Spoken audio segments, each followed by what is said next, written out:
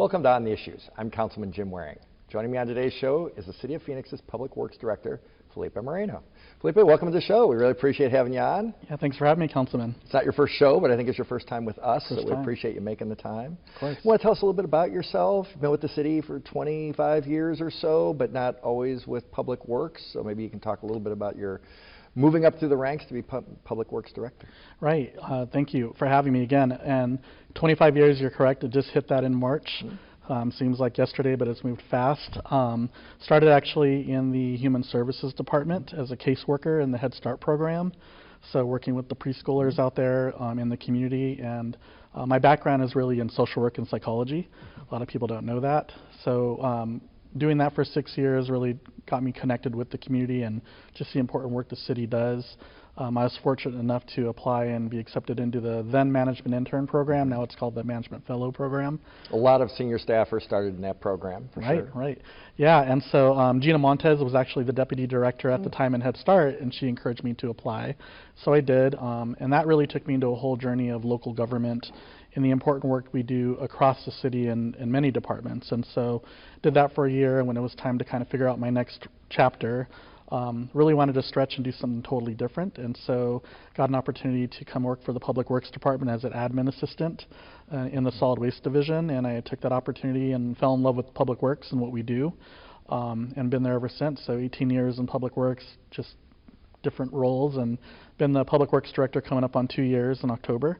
And so just love what we do, and I really love it because it's a service department. That's all we do, whether it's internal service to our city employees, keeping the fire trucks, police cars on the road, the garbage trucks on the road with our fleet management, facilities, keeping the lights on and the buildings working, or our solid waste utility, taking care of the residents of Phoenix to make sure we pick up the trash and recycling on time. Our residents would miss you if you were gone. So you're correct. We are an integral part of operation. But do you want to talk a little bit about your responsibilities? You just alluded to some of them, but maybe kind of list out some of the big ones. Absolutely. So we're a large department, about 1,100 people. I think that makes us number 4 in the city. We are basically 3 departments within a department. So on the general fund side, the internal facing, we are fleet management. So we maintain and buy all of the city's fleet, 8,700 pieces of equipment, from anything from a generator to a ladder to a police car, garbage truck. We don't do city buses. That's more of a federally funded thing. But we provide and maintain this. We have the mechanics. We make sure we're taking care of the fuel, all of those good things. We then also have the facilities division, so we maintain and manage all the city buildings, so about 880 facilities across 480 locations around the city. So we have the downtown campus, but a lot of satellite police substations, fire stations, things like that. And so that's really important to make sure that everyone can do the job they need to do. And then we have our public facing, which is the enterprise side, which is our solid waste utility, and that is your garbage, recycling, bulk trash, for about 420,000 residents across Phoenix. We're very proud of that utility and what we do because, to your point, it's a very essential service. Sanitation is critical to any city. And then we also manage our post-collection, which is our open landfill, which is in the town of Buckeye. We have 5 closed landfills across the city. People see these little mounds. They're wondering what those are. They're closed landfills oftentimes that we still maintain to make sure environmentally we're taking care of things. We have a compost facility for our green organics program, and then we have 2 recycling facilities. Well, you talked about 420,000 customers, right? And we got 5,000 miles of streets in Phoenix, so getting trucks out to every one of those locations at least once a week is an undertaking. How many trucks do you have under your control? Yeah, we have about 220-ish trucks on the road. We run about 160 routes a day, and that's just around the city. And so we're constantly tweaking and moving things around to ensure that you're trying to be more efficient, right? Yeah, and to save fuel. I mean, even minor tweaks when you're talking about driving at that scale with trucks that big can make a major difference. Yes, absolutely. And so making sure that with the city's growth, we are adjusting routes to make sure, one, that our residents can rely on a service that they can depend on every week, and 2, making sure our drivers aren't out there till 9 o'clock at night, that they're able to get that route done within the day. Garbage is something that can't wait till the next day. It has to get done. And so we have to be very pointed on how we route to make sure that we are taking care of the city every day, every week, 365 days a year. And every once in a while, a driver understandably misses I'm sure you have substitutes and so forth, and they skip a street or something that does come up. But you guys are always great when people contact our office to say, hey, this happened. Frankly, it's happened to me a couple times where stuff's out, and for some reason they don't get down because I live on a little street. But you're always good about getting the trucks out and everything. But I know, like, when days change, people get thrown off a little bit. Maybe you can talk about what goes into setting up those schedules and how you get the recycling coordinated with the regular trash. Right. And then also you talked about the Tan Can program, too. Yes, so every day is an adventure for our foreman because you have to look at a lot of dynamic. We're a logistics business. You have to look at the factors of who's come to work to that day, who's on vacation, how many trucks are up. Holidays throws everything Holidays, off. We work every holiday with the exception of Thanksgiving, New Year's, and Christmas. And people do comment on that, just to interrupt briefly. People do comment on, like, well, you got people out working. Well, if you skip a day, you don't have extra employees to do double routes the next day. Right. So I have always been curious, like, how do you adjust for that and not get completely thrown off? Right. So we are constantly looking at, here's the work for the day, here are the routes the city is sliced up, and then who's here, and then we make sure we have the efficient routes to schedule the amount of homes that it takes every week. To your point, garbage can't wait, and so if we were to work those holidays, that means everyone's working, pushing out a day to work on a Saturday. And so our drivers actually prefer to work on that holiday to have that weekend. So they're like, let's just get it done during the week and have that weekend with their family. So bulk trash, same thing. We're always looking at what is the workload for the day. Our foremen are constantly looking at the city and slicing it up to ensure that we can take care of everything with the resources that we have for that day. And I, just from my adventures out door knocking, not only have I seen my own piles of bulk trash, but I've seen some pretty enormous piles. And I don't know how many of the viewers of this show have actually seen the crews that are going out, but it is physical, hands-on, backhoes and lifting it up labor. Like, how many houses can you get through a day? We usually do about 800 to 850 stops a day.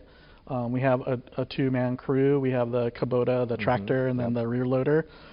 They're out there, and they're really technical in what they do. If you've ever seen them work, they definitely have a plan when they look at it. I have witnessed this on my street, yes. They know how to tackle those piles and do it safely, and they're pretty efficient on how they move across the city.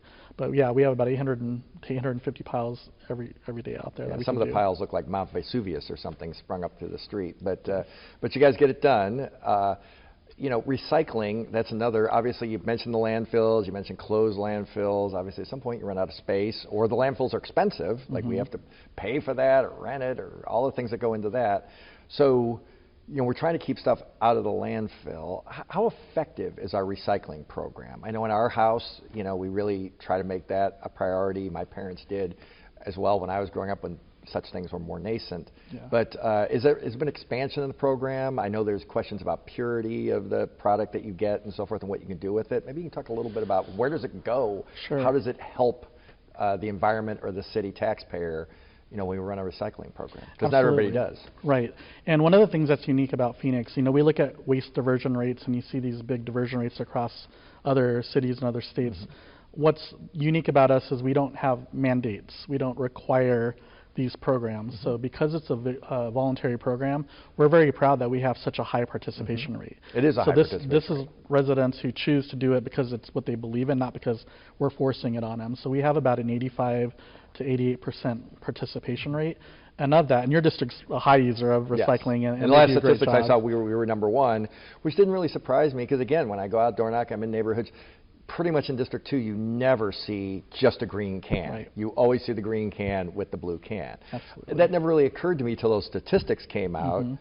I was like, oh, yeah, I guess people could just throw everything in the garbage, but they're clearly, to your point, voluntarily choosing not to. Right, and that's great, and that helps all of us for a lot of reasons. One, obviously the planet, we're keeping that out of the landfill. We have one landfill that's open. It's in the town of Buckeye. It's 80 miles And we have to buy landfills, so it's not just the environment, it's financially right, and nobody wants to site a new one. No. So, and they're big. Right. So that's a lot of property you got to go buy somewhere if you need to open a new one. Absolutely. So we want to preserve the life of that landfill, and recycling is a great way to do that. We have about 185,000 tons of recycling every year that we process from our Phoenix residents. And, our participation rate's high, and our contamination rate is getting better, but some of the things that we've done is really make investments on the back end in our recycling facilities with technology leaning into that to capture more material that we weren't able to capture in the past. Technology gets better by the minute, and so we're able to use optical sorters that can kind of shoot onto different commodities and know what it is and read it and make sure it goes to the right area. Because it does all get sorted. That's how it gets recycled. Yeah, we were the first commingled recycling program in the country where you can put everything in one barrel. You don't have to have a glass barrel and a plastics and a paper. Everything goes into that blue barrel, and we're able to sort it at our materials recovery facility. We have a robot at our 27th Avenue facility. It's literally an arm just light speed picking things and sorting it the right way. And then we still have some manual sorters on the line that are pulling things away and making sure that the material is clean. So all that together is helping us keep things out of the landfill. That's revenue for the city in terms of bringing in money that those things are valuable, plastic, paper, It's a cardboard. product that you're selling, Yeah, rather than it becoming trash that we have to pay to effectively store forever, where if you can call it storage. Right. In this case, it's actually a product that we can sell, presumably for a profit, or at least mitigate the loss. Absolutely. Some things are very profitable, some things are at least break even, but at the end of the day, it's not costing us more, and it is helping the environment, and it is going back into the solid waste fund, which is subsidizing the service that we provide our residents. So your rates are lower. That's what keeps them steady. Yeah. I have learned over the years what not to put in the blue container, pizza boxes that have grease, for example. The plastic bags are atrocious for their machines and everything. Are there a couple other things you want to highlight that really kind of gum up the works when you're trying to sort the good from the bad and recycling? Right. You've hit a couple, Councilman, on the film plastic is a nightmare for because it gums up everything. Don't put your plastic bags in there. It's No. bad for the machines. Nope. You can take those to the grocery store, and they Just will get gonna say. recycled and get baled up. So they are recyclable, just not in our program. Again, the greasy pizza box lids, we don't expect everybody to be pristine like your glass jars. We have people who will call and say, do I need to run my pickle jar or my peanut butter jar through the dishwasher? And we're like, just give it a good rinse, and we'll take it from there. And that would use more water than probably would make sense. Right. But yes, I have heard it doesn't have to be, like if you have a ketchup bottle, it's not necessarily disastrous if there's a little bit of ketchup in it, Right. correct? Right, but for the cardboard, that needs to be pretty clean, so the grease doesn't help us to make that recyclable. And so you can rip the lid off and then put the rest of it in there. That'll work. But polystyrene or styrofoam, that is not something that we have an end use for right now, so that's not something we take. It doesn't hurt our recycling, but it doesn't go anywhere. But it helps when you sell the product, the more pure it is, correct? The less bad stuff that's in there that's not worth anything. I think from everything I've read, it makes it a lot more viable as a program. Yes, so the cleaner the material, the higher the value, the higher we can sell it for. And it's very much like the stock market. The commodities change and the value and the price. The cleanliness matters.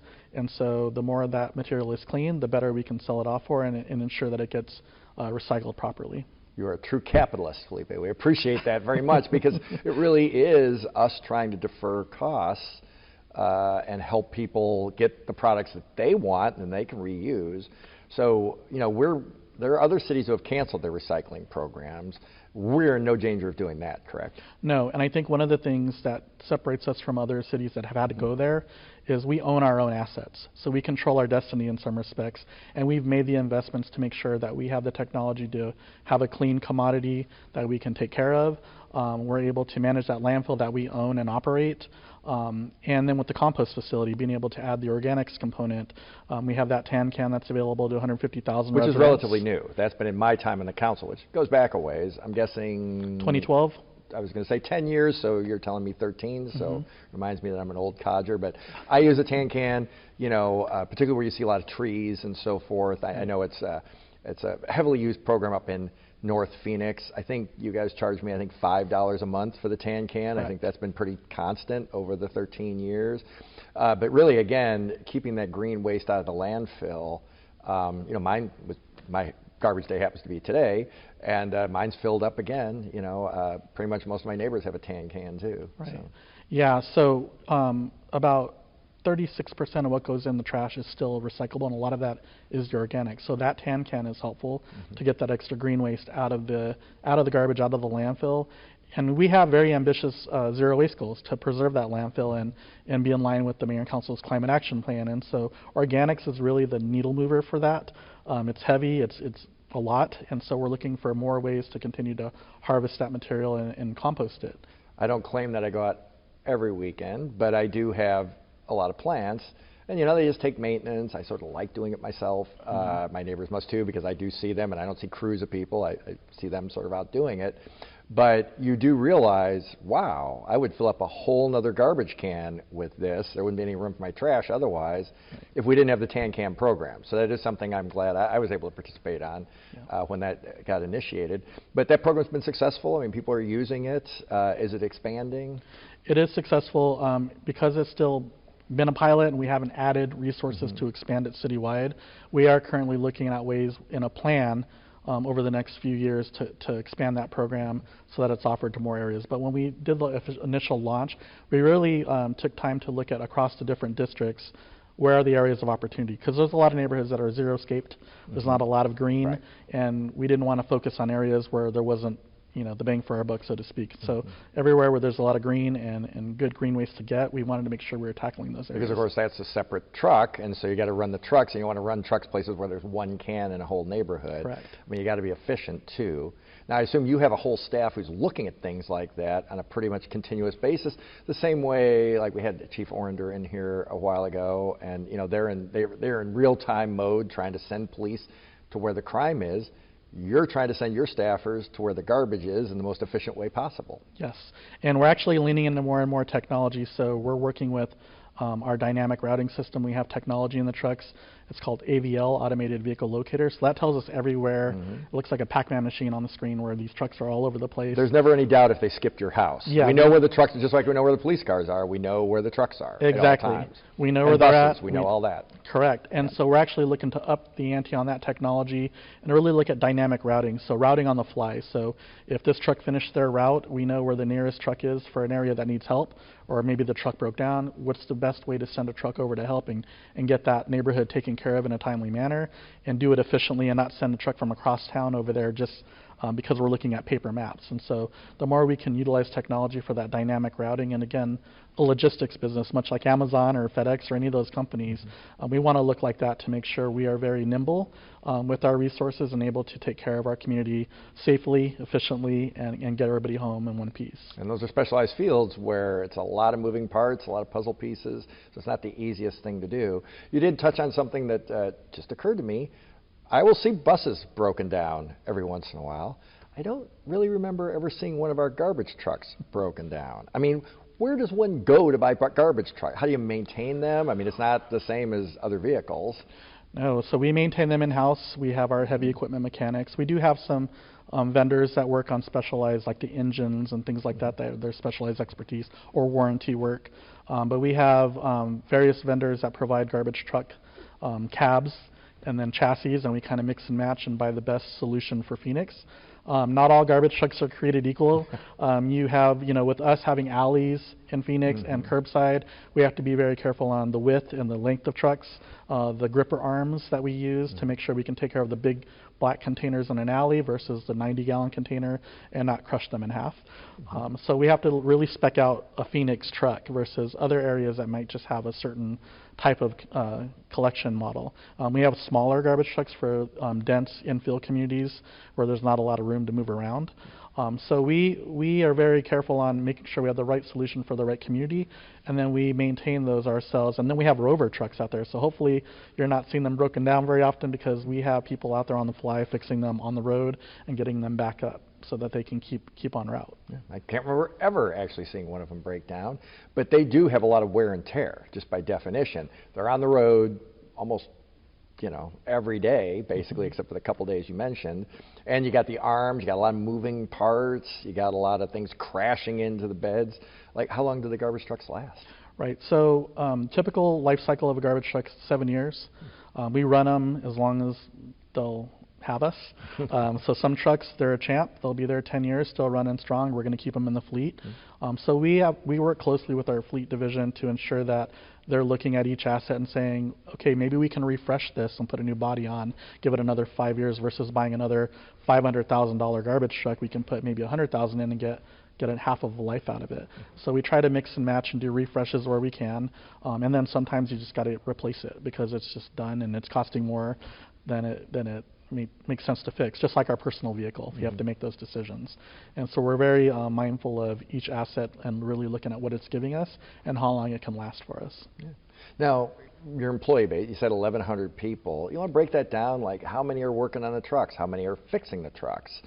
All the things that you mentioned earlier that you guys do, like, how does your workforce break out? Sure. So the majority of our workforce is in the field. They are our mechanics, they are our drivers, they are our landfill equipment operators. So we are very lean when it comes to administrative staff. So in the solid waste utility, you have about 600 employees. I would say about 300 of them are direct service providers in the field. Then you have another 100 that are probably behind the scenes operating at the landfill and the transfer stations. And then you have your administrative, our call center staff. We operate our own call center to take calls from residents to ensure that we're taking care of them.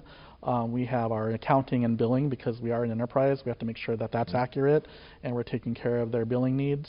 And then we have a lot of our, our fiscal team and our IT, and then our logistics, our component to make sure that we're able to do all the back end stuff to support the front lines that are out there. Mechanics, the fleet division is about almost 200 people, and that's primarily your mechanics. So we have light duty mechanics that are doing your light duty fleet, police cars, things like that, and then we have our heavies, which are working on fire apparatus, water vector trucks or garbage trucks. But you can have specialties. Yes. You can't just like spend a couple weeks at a general mechanic school, or I worked on my dad's old Camaro, and then suddenly walk in and be fixing a fire truck. It doesn't work that way. No, it takes a lot of skill and time to learn because you got to do it safely. We do a dangerous business in public works, whether it's driving in those tight spaces out there or working on heavy equipment or working with heavy voltage on our facilities side. So our building maintenance workers and our HVAC people and working up in high buildings.